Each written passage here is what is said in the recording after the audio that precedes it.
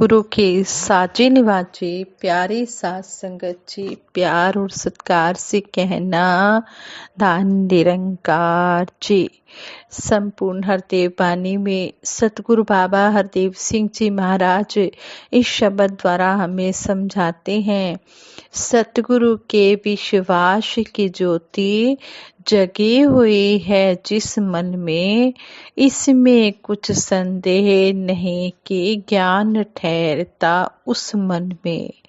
सतगुरु बाबा जी हमें समझा रहे हैं कि जिसके मन में विश्वास की ज्योति जगी हुई है, उसमें कोई शक किया ही नहीं जा सकता कि उस मन में ये ब्रह्म ज्ञान बसा ना हो।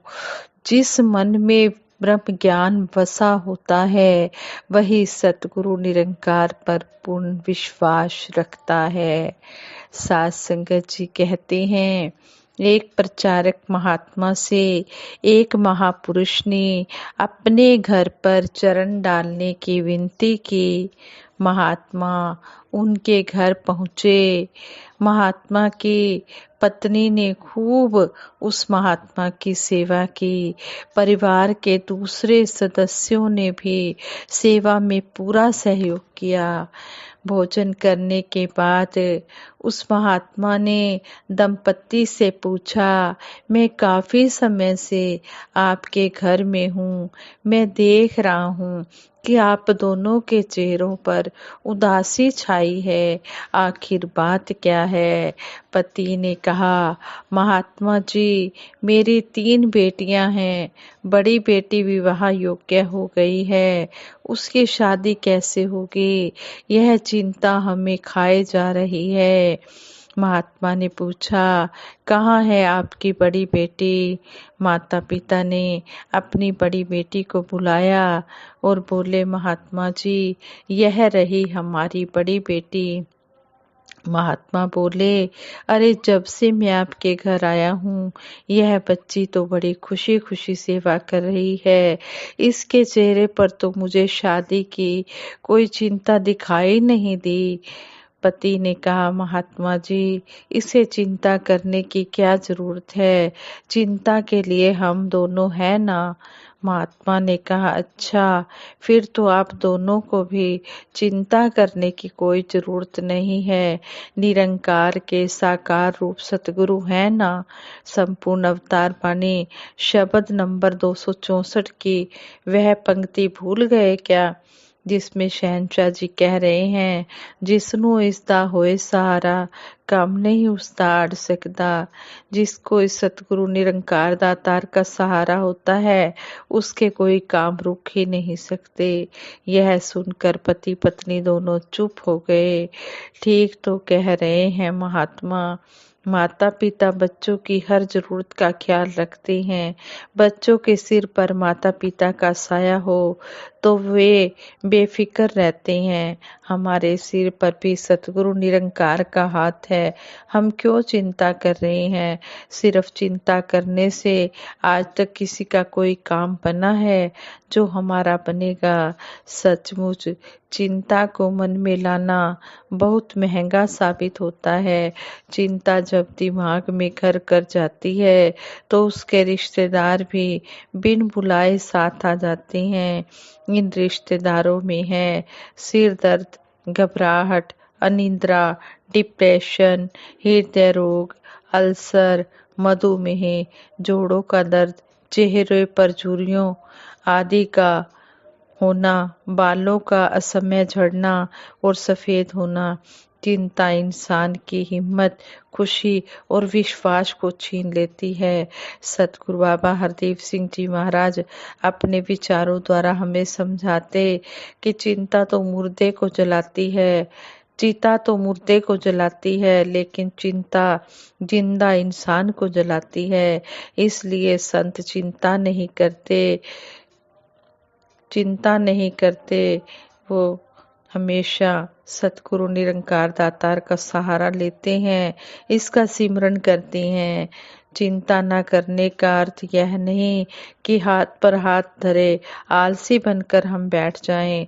काम करने से पहले सोच विचार भी करना है, योजना भी बनानी है, तैयारी भी करनी है, सही दिशा में कर्म तो करना है, लेकिन जाने कैसे होगा, कब होगा, पता नहीं, क्या क्या मुश्किलें आएंगी, यह सोचने की जरूरत नहीं है।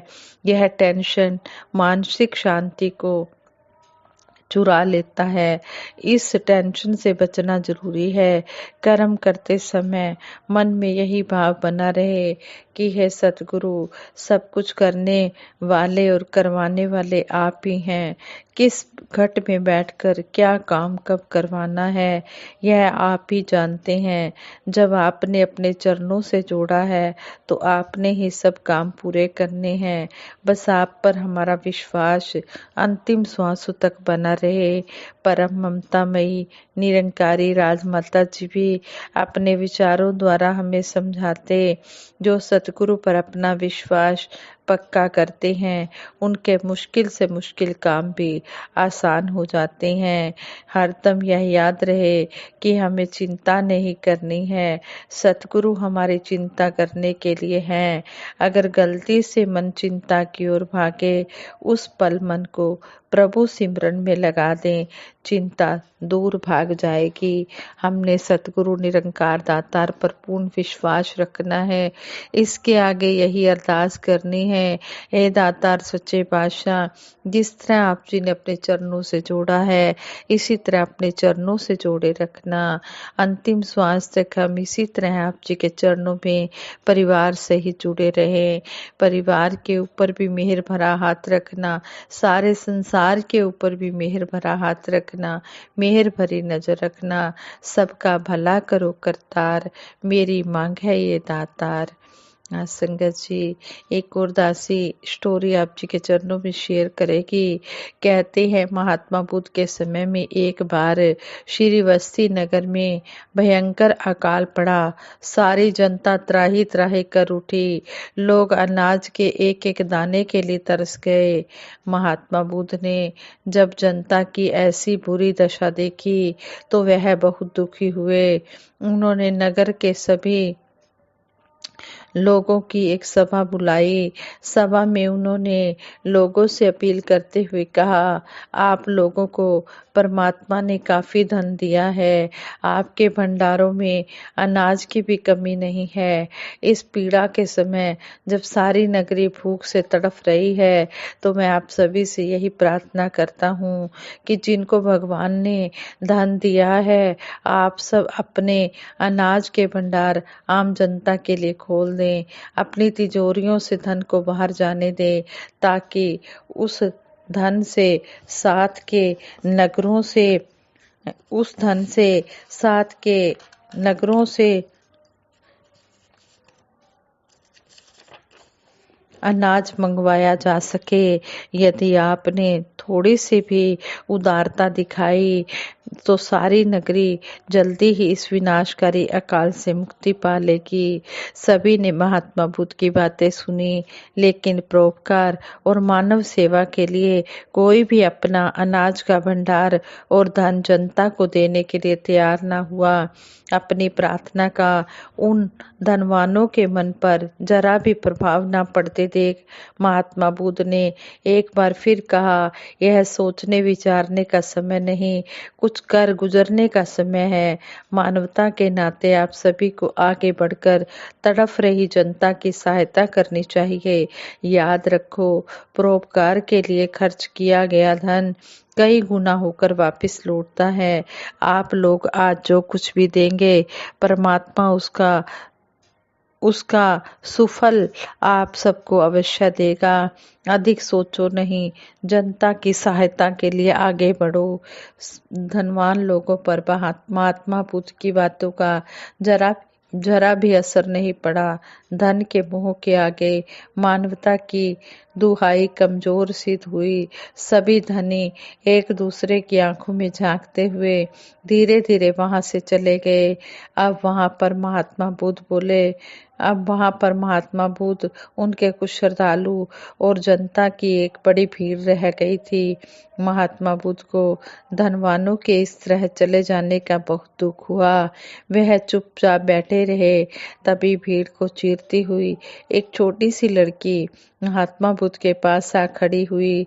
उस लड़की का नाम सुपीरिया था। उसकी आयु लगभग 10 वर्ष की थी। महात्मा बुद्ध के पास आते ही सुपीरिया ने बड़े उत्साह से कहा, भगवान, अकाल पीड़ितों की सेवा मैं करूंगी।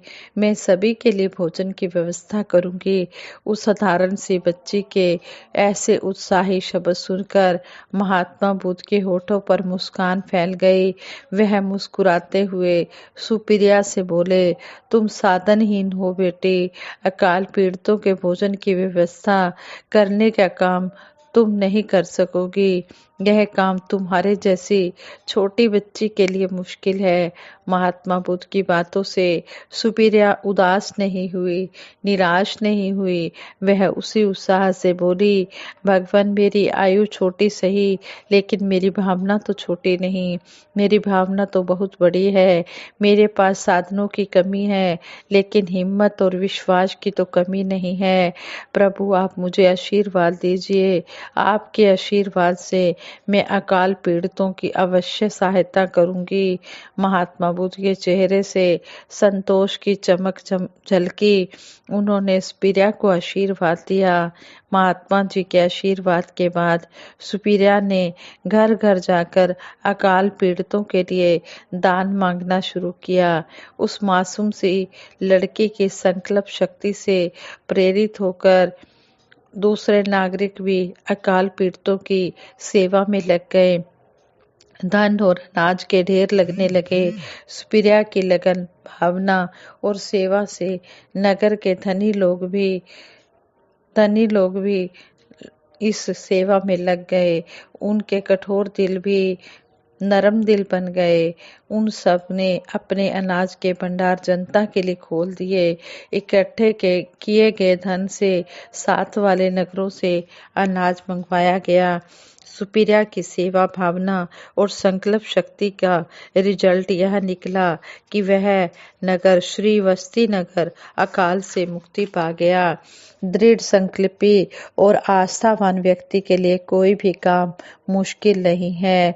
जो इंसान सतगुरु निरंकार दातार पर विश्वास रखता है और अपना दृढ़ संकल्प ले लेता है कि यह काम मैंने सतगुरु निरंकार दातार की कृपा से करना है, मुझे शक्ति देने वाला ये दातार निरंकार है।